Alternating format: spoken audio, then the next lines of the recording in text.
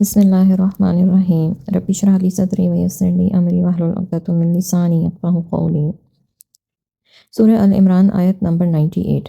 قل یا اہل الکتاب لما تکفرون بآیات اللہ۔ آپ ان اہل کتاب سے کہیے کہ تم اللہ کی آیات کا کیوں انکار کرتے ہو، حالانکہ جو کچھ تم کرتے ہو اللہ سب کچھ دیکھ رہا ہے۔ قل یا اہل الکتاب لما تصدون عن سبیل اللہ من آمن تب، کہو اے اہل کتاب جو شخص ایمان لاتا ہے تم اسے اللہ کی راہ سے کیوں روکتے ہو؟ تم یہ چاہتے ہو کہ وہ ٹیڑھی راہ چلے، حالانکہ تم خود گواہ ہو اور جو حرکتیں تم کر رہے ہو اللہ ان سے بے خبر نہیں۔ یہود کی اسلام دشمنی کا یہاں پہ یہ طریقہ بتایا جا رہا ہے کہ جو شخص مسلمان ہونے لگتا ہے اسی طرح طرح کے شک و شبہات میں ڈال دیتے تھے۔ پہلی بات جو اسے ذہن نشین کرائی جاتی وہ یہ تھی کہ جس نبی کی بشارت ہماری کتابوں میں دی گئی ہے وہ یہ نبی نہیں، اگر یہ وہی نبی ہوتا تو قبلے کو کیوں تبدیل کرتا، اور جو سب انبیاء کا قبلہ رہا ہے یا جو چیزیں حرام ہیں انہیں حلال کیوں بنا رہا ہے، کیونکہ وہ اپنے غلط قسم کے مسائل کو اصل بنیاد بنا کر مسلمان ہونے والوں کو اسلام سے جو ہے وہ دور کرنے کی ہر ممکن کوشش کر رہے تھے۔ اس آیت میں اللہ تعالیٰ نے ان کی ایسی ہی حرکتوں کے بارے میں گرفت فرمائی ہے۔ یا ایھا الذین آمنوا ان تطیعوا فریقا من الذین اوتوا الکتاب یردوکم بعد ایمانکم کافرین۔ اے اہل ایمان، اگر تم میرے کتاب کے ایک گروہ کی بات مان لو گے تو یہ تمہارے ایمان لانے کے بعد تمہیں کافر بنا کے چھوڑیں گے۔ یعنی جو حرکتیں وہ کر رہے تھے اس سے یہ مراد ہے کہ ایک گروہ یہود مدینہ میں سے ہیں جنہیں مدینہ کے انصار جو ہیں وہ قبلہ اوس خجرت کا آپس میں بھائیوں کی طرح مل بیٹھنا اور شیریں شکر ہو جانا بھاتا نہیں ہے، اور وہ چاہتے ہیں کہ ان کو آپس میں لڑا بھڑا کے میں دعوت یا دشمنی پیدا کر دیں۔ جنگ بدر میں جب اللہ نے مسلمانوں کو عظیم فتح عطا فرمائی تو یہود کے جو بغض تھا اور عناد تھا، اس حسد تھا، اس میں مزید اضافہ ہو گیا۔ ایک بڈھے یہودی شماس بن قیس کو بہت صدمہ پہنچا۔ اس نے ایک نوجوان یہودی کو حکم دیا کہ وہ انصار کی مجالس میں جا کے جنگ بعث کا ذکر چھیڑ دے، یعنی پرانی جنگ کا ذکر چھیڑ دے تاکہ ان کے اندر دوبارہ سے لڑائی شروع ہو جائے، اور اس سلسلے میں دونوں جانب سے جو اشعار کہے گئے وہ پڑھ پڑھ کر سنائے۔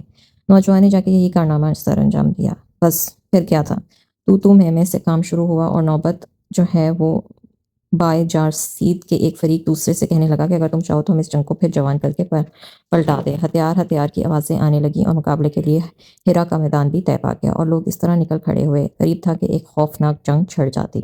اتنے میں کسی نے رسول اللہ صلی اللہ علیہ وسلم کو اس واقعے کی خبر دی۔ آپ نے چند مہاجرین کو ساتھ لے کے فوراً موقع پر پہنچے اور جاتے فرمایا، مسلمانوں، میری موجودگی میں یہ جاہلیت کی پکار، اللہ تعالیٰ نے تمہیں اسلام کی طرف ہدایت دی اور تمہارے دلوں کو جوڑ دیا، پھر اب یہ کیا ماجرا ہے؟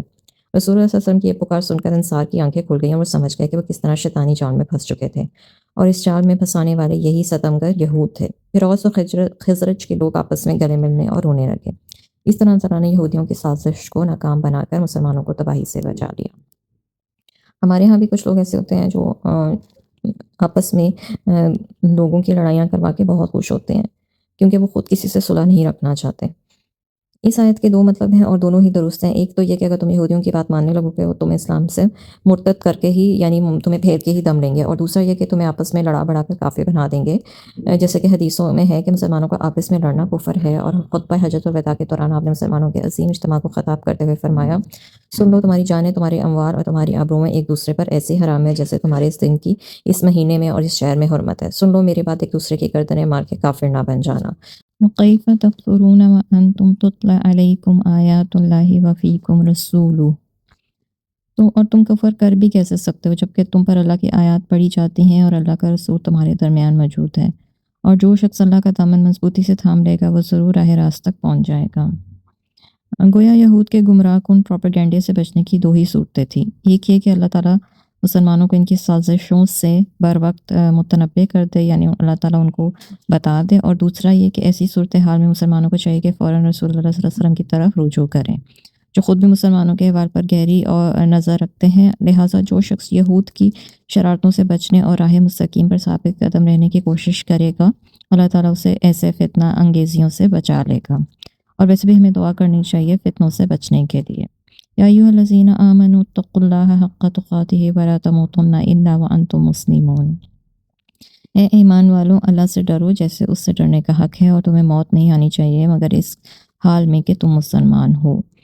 اس کا مطلب یہ ہے کہ کسی مسلمان پر کسی وقت بھی کوئی ایسا لمحہ نہیں آنا چاہیے جبکہ وہ اللہ کے خوف سے غافل ہو، کیونکہ موت کے وقت کا تو کسی کو علم ہی نہیں، اور اللہ سے ڈرنے کا ایسا ہی حق ہونا چاہیے کہ جن کاموں کا اس نے حکم دیا ہے اور جن سے روکا ہے انہیں ٹھیک ٹھیک اور پر وقت بجا لانا چاہیے۔ اب یہ ظاہر ہے کہ دنیاوی دھندوں میں مشغول رہ کر اتنی احتیاط جو ہے وہ رکھنا کبھی کبھی مشکل ہو جاتا ہے۔ چنانچہ جب یہ آیت نازل ہوئی تو صحابہ بہت گھبرائے اور عرض کیا کہ اس قدر احتیاط کس سے ممکن ہے۔ اس وقت سورۃ تغابن کی یہ آیت نازل ہوئی، فاتقوا اللہ ما استطعتم، یعنی تم ممکنہ حد تک جو ہے اللہ سے ڈرتے رہو۔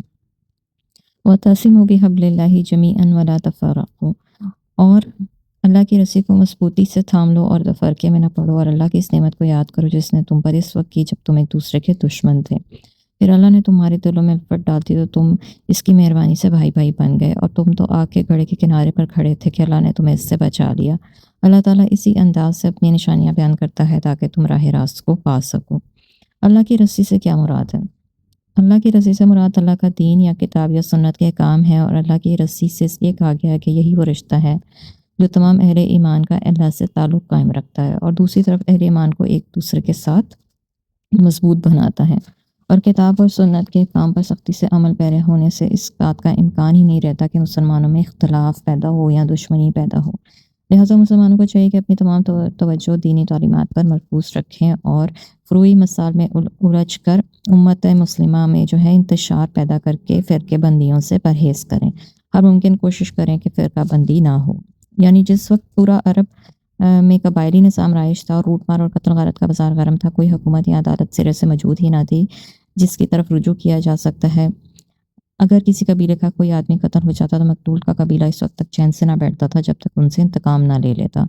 قبائلی حمایت، جسے قرآن نے حمیت الجاہلیہ کا نام بھی دیا ہے، اس انتہا کو پہنچی ہوئی تھی کہ کوئی فریق یہ سوچنے کی زحمت گوارا ہی نہیں کرتا تھا کہ قصور کس کا ہے۔ صرف یہ دیکھا جاتا تھا کہ چونکہ ہمارے قبیلے کے آدمی کو فلاں قبیلے کے آدمی نے نقصان پہنچایا ہے، اسی لیے اس سے انتقام لینا ضروری ہے۔ پھر اس انتقام میں انصاف نہیں رکھا جاتا تھا۔ ان باتوں کا نتیجہ یہ نکلتا تھا کہ جہاں کہیں کوئی جنگ چھڑی تو پھر وہ ختم ہونے میں ہی نہ آتی تھی۔ مکہ میں بنی بکر اور بنی تغلب کی لڑائی شروع ہوئی جس میں نصف صدی لگ گئی، یعنی 500 سال۔